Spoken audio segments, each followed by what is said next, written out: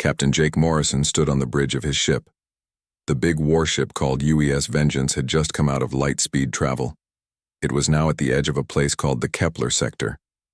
The ship was huge, over 2 kilometers long. It had many weapons that no alien had ever seen before. The ship looked dark and scary against the stars. Jake had been traveling for 3 months. His ship was going to where the Galactic Council lived. He had heard bad news from human colonies. The aliens called Zephyrians had attacked human towns and farms. They said they were making peace, but they were really hurting people. Most aliens in the galaxy thought humans were simple. They believed humans were just farmers and small traders from a faraway star system. The aliens thought humans were not very smart and had just learned to travel between stars. Lieutenant Commander Lisa Brooks was watching the communication systems. She heard many alien voices talking on their radios. "Captain," she said, "many alien ships are calling us. They want to know who we are. They say we broke the law by bringing a warship into their space." Jake's face was hard and cold. He had seen many battles before. "Open a channel to all the ships in the Galactic Council station," he said. All across the area, dozens of alien ships got the message. Their screens showed Jake's face. The aliens expected to see a scared human like they had seen before. Instead, they saw angry eyes that made them feel uncomfortable. Jake looked like someone who was ready to fight.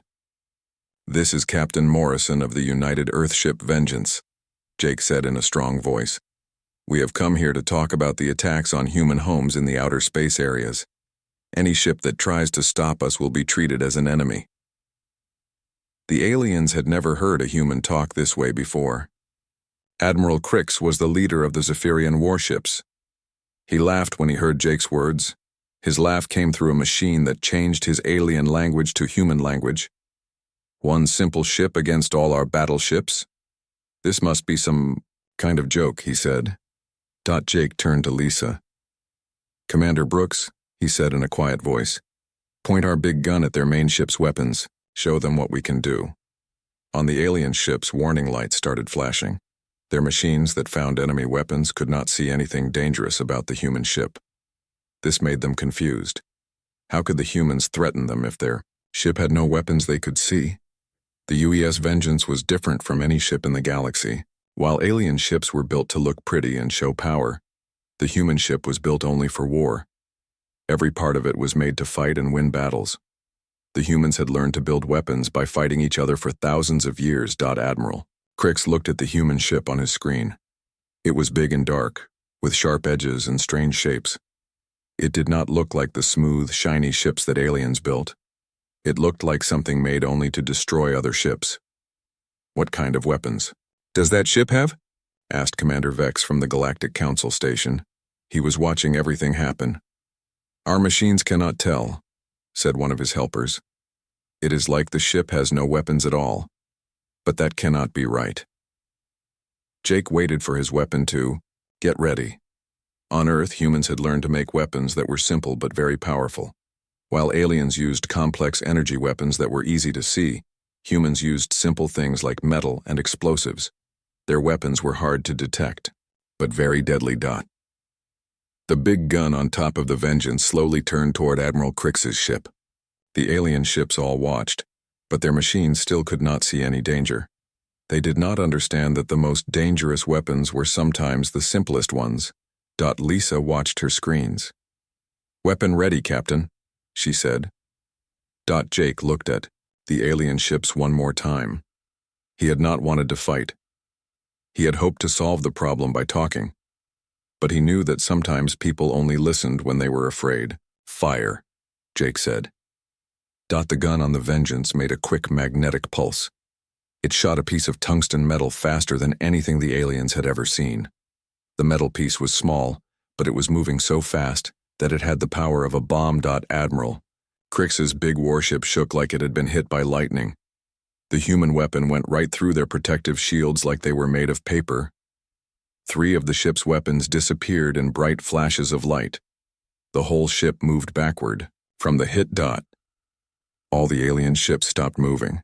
They could not believe what they had just seen. Their best shields had not stopped the human weapon. Their machines still could not tell how the humans had fired at them. "That was just a warning," Jake said over the radio to all the ships. "The next shot will hit your command center.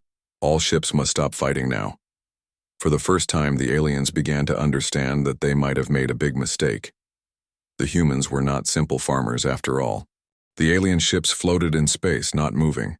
Admiral Crix looked at the damage to his ship. 3 of his biggest weapons were gone. His shields, which had protected him in many battles, had done nothing against the human attack.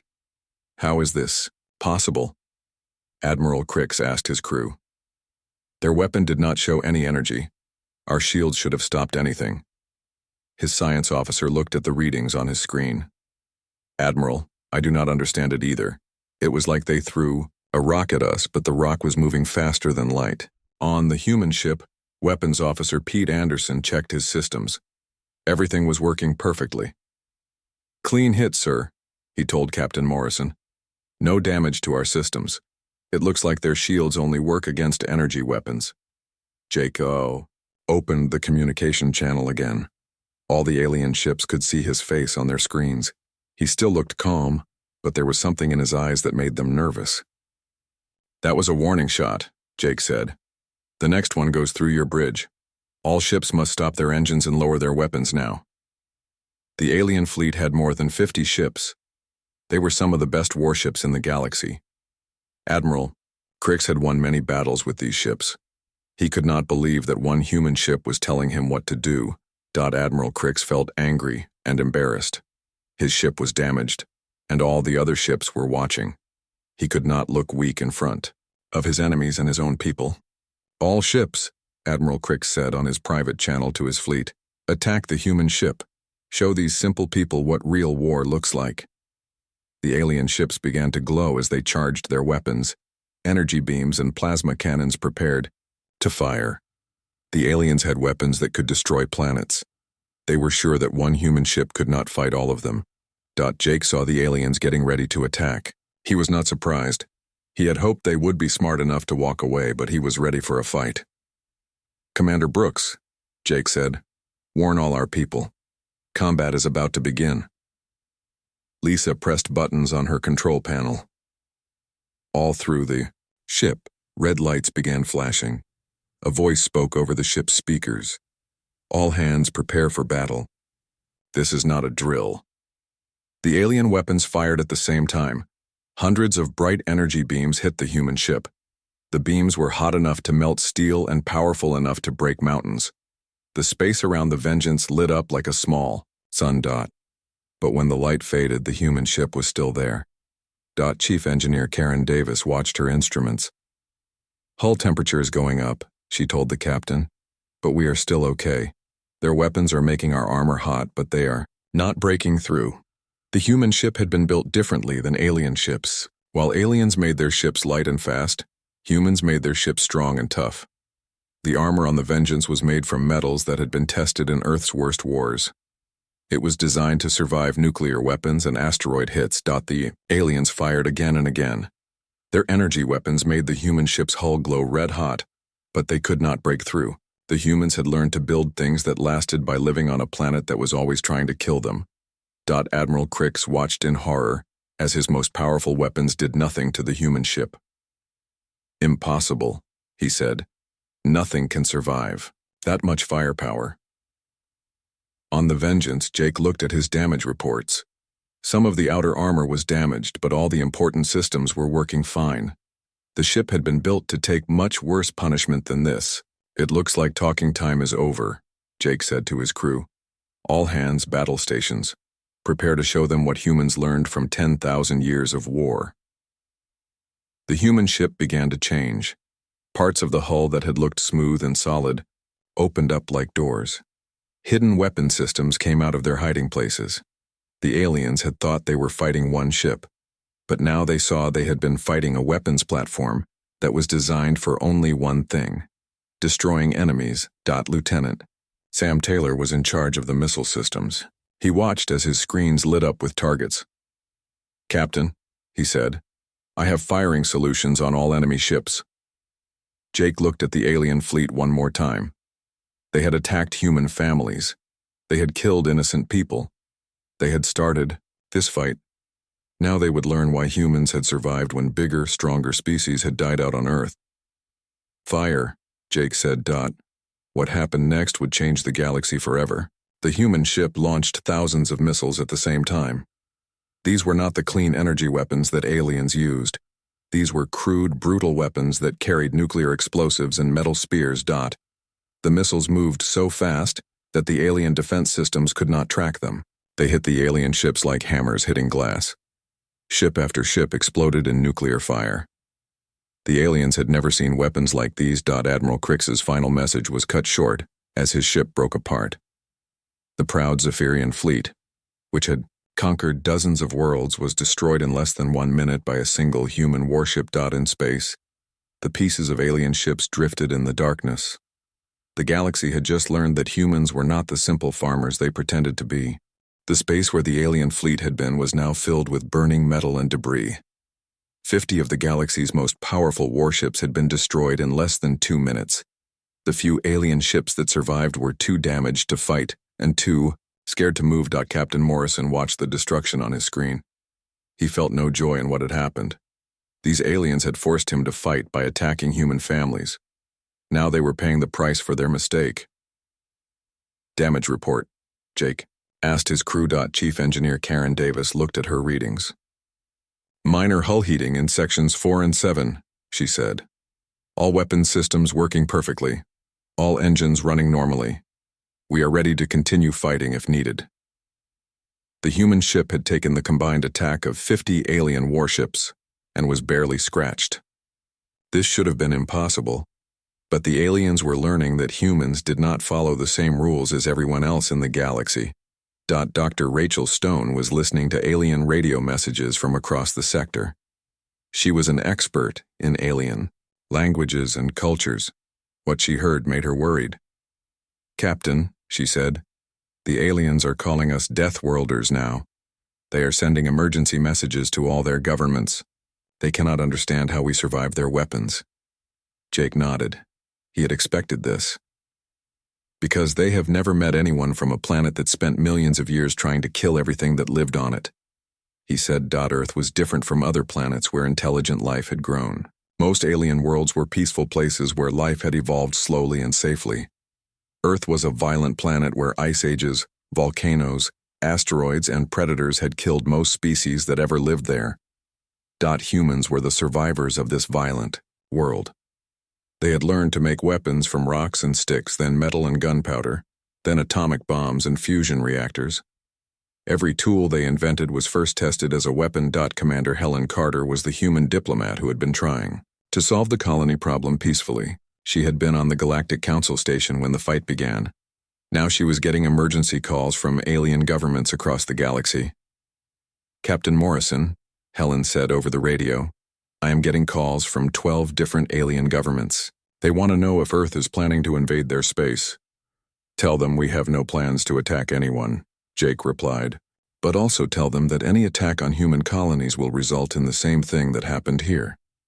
The news of the battle spread across the galaxy faster than light itself. On every world, the story was the same. One human ship had destroyed an entire alien battle fleet without taking any real damage. This changed everything. The Galactic Council called an emergency meeting. Representatives from hundreds of worlds gathered to talk about what to do about the humans. For the first time, they were afraid of a species they had always thought was harmless. The Altarian ambassador spoke first. How did we not know that humans had weapons like this? He asked. They have been trading with us for years. They seemed so peaceful. The Caltharian representative was shaking with all 6 of his arms. Our intelligence reports say that human ships have been in our space for 2 years. They could have attacked us at any time, but they did not. Why? Helen Carter stood up to speak. The chamber became quiet. Before today, nobody had paid much attention when she talked. Now every alien in the room was listening carefully to every word she said. Honored delegates, Helen said. Humanity did not want this fight. For 2 years we tried to solve our problems by talking. We sent diplomatic messages that you ignored. We asked for meetings that you refused. We followed all. Your laws and rules, but you did not follow them when dealing with us." She walked to the center of the chamber. A holographic display showed images of destroyed human colonies. The Zephyrian Empire attacked our farms and towns. They killed families and took prisoners. When we asked for help, you told us it was not your problem. You left us no choice but to protect ourselves. The Vegan delegate raised one of his tentacles. But how do you have such powerful weapons? Your technology seemed so simple when you joined the galactic community. Helen smiled, but it was not a friendly smile. Our technology is simple. We use basic physics and chemistry. The difference is that we learned these things by fighting wars for 10,000 years. While your species learned science to explore and build, we learned it to survive and win battles. She pointed to another display that showed Earth's history. We come from a world that tried to kill us every day. Ice ages that lasted for thousands of years. Volcanoes that blocked out the sun. Asteroids that destroyed continents. Diseases that killed millions. Predators that hunted us for food. The chamber filled with frightened whispers as the aliens saw images of Earth's violent history. They saw wars that had killed millions, weapons that could destroy cities, and disasters that would have ended their civilizations. Every advancement in human science came from our need to survive. Helen continued. We learned to make fire to fight the cold. We learned to make spears to kill animals that were bigger than us. We learned to make bombs to win wars. We learned to split atoms because we needed more powerful weapons. The aliens realized something terrible. Humans were not like other intelligent species. They were survivors from a world that had made them into perfect killers. And now, they were loose in the galaxy. "What do you want from us?" asked the Zephyrian delegate. One of the few survivors of the destroyed empire. Helen's expression became serious. "We want to be left alone. We want to live in peace with our neighbors. But we also want everyone to understand that if you attack human families, you will face the full power of a species that has never lost a war that mattered to our survival." The meeting ended with a new understanding. The galaxy was no longer ruled by the old powers. There was a new player in the game, and that player had weapons and skills that no one could match. 3 weeks after the battle at Kepler Sector, the galaxy was a different place. Every government, every military leader, every trader knew the same thing. Humans were not what they had seemed to be. On the planet Altair Prime, General Zek looked at intelligence reports about human technology. His best scientists had been studying the battle recordings, trying to understand how human weapons worked. "What have you learned?" General Zek asked his science advisor. Dr. Yilan, a small creature with 4 eyes, looked nervous. "General, their weapons are based on principles we stopped using thousands of years ago. They use chemical explosives, nuclear fission, and kinetic energy. These are primitive technologies." "But they destroyed our most advanced fleet," General Zek said. "Yes, sir. The problem is that we designed our defenses against energy weapons and exotic matter. We never thought anyone would still use simple physics as a weapon. It is like they brought swords to a laser fight, but their swords were made of material we had never seen before." Across the galaxy, similar conversations were happening. The Vegan Empire had called back all their exploration fleets. The Caltharian Republic was building new types of shields. The Andromedian Alliance was trying to copy human weapon designs, but they did not understand the basic principles. On Earth, President Nancy Clark was meeting with the military leaders. Earth had been a small, unimportant world just a month ago. Now it was the most feared planet in the galaxy.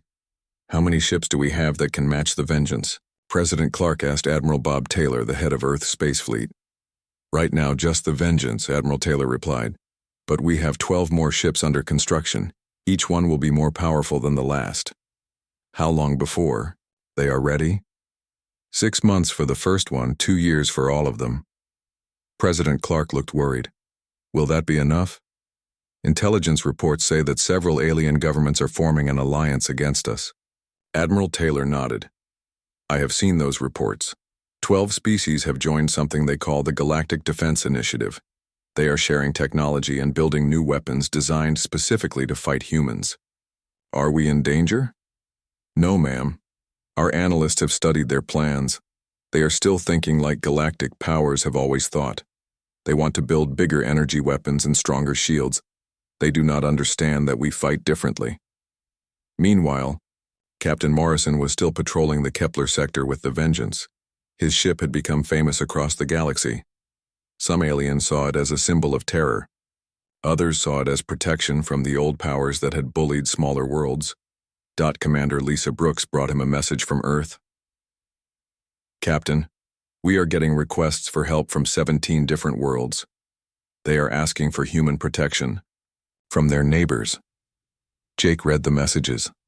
Small colonies and independent worlds were afraid that larger empires would attack them now that the old balance of power was broken. They wanted human warships to protect them. What does Earth Command say? Jake asked. They are sending more ships as soon as they are ready. But for now, we are the only human warship in this part of the galaxy. On the planet Vega 7, Ambassador Tony Clark was meeting with local leaders.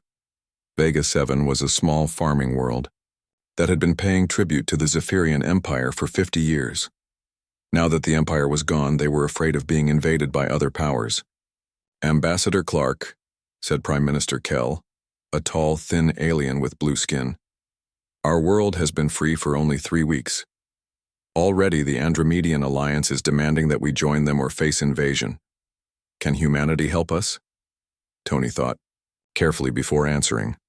Earth did not want to become the police force for the entire galaxy, but they could not let innocent worlds be conquered just because the old powers were gone. Prime Minister, Tony said, humanity believes that all worlds should be free to choose their own future. We will not let anyone force you to join their empire. But you have only one warship. The Andromedians have hundreds. Tony smiled. Prime Minister, let me tell you something about humans. We have a saying. It is not the size of the dog in the fight, it is the size of the fight in the dog. The Andromedians may have many ships, but they have never fought anyone like us. Word of this conversation spread quickly. Soon, every small world in the galaxy knew that humans were offering protection to anyone who asked for it.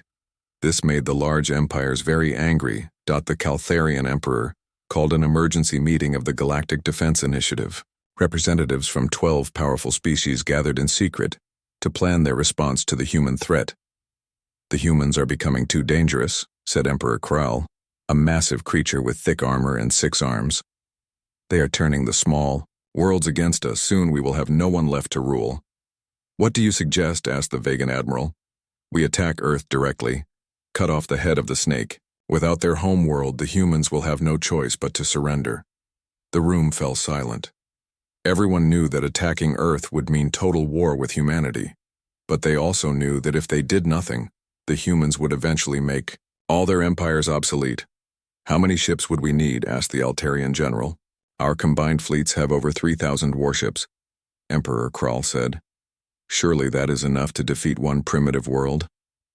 What the aliens did not know was that humans had been listening to their secret meetings. Commander Janet Pierce was the head of human intelligence, and she had been tracking alien communications since the Kepler battle. Captain Morrison, Janet said over a secure channel, we have confirmed intelligence that the Galactic Defense Initiative is planning to attack Earth in 2 months. They think they can win with overwhelming numbers. Jake looked at the stars outside his bridge window.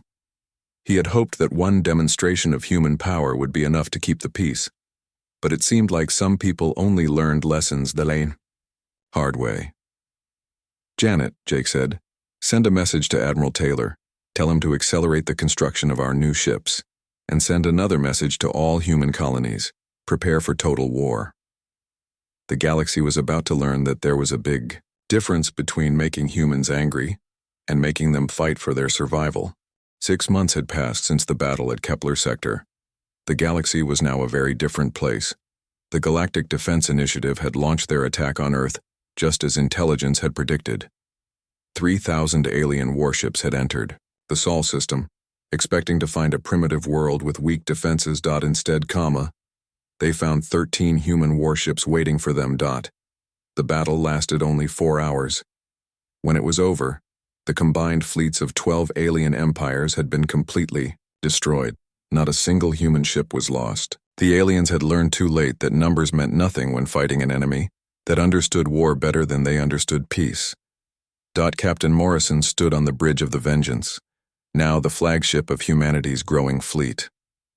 Through the large windows, he could see the new Galactic Council station that had been built in Earth's solar system. The old Council station had been abandoned after most of its members surrendered to humanity. Ambassador Helen Carter walked onto the bridge. She looked tired but satisfied. For the past month she had been meeting with alien delegates who had come to negotiate peace treaties with humanity. "How did the meetings go today?" Jake asked. "Better than expected," Helen replied. "The Altarian Empire has agreed to return all the human colonies they took. The Vegan Republic is offering us full trading rights in their space. Even the Caltharian Emperor has asked for a peace treaty." "And the smaller worlds?" 43. Independent planets have asked to join the Human Protection Zone.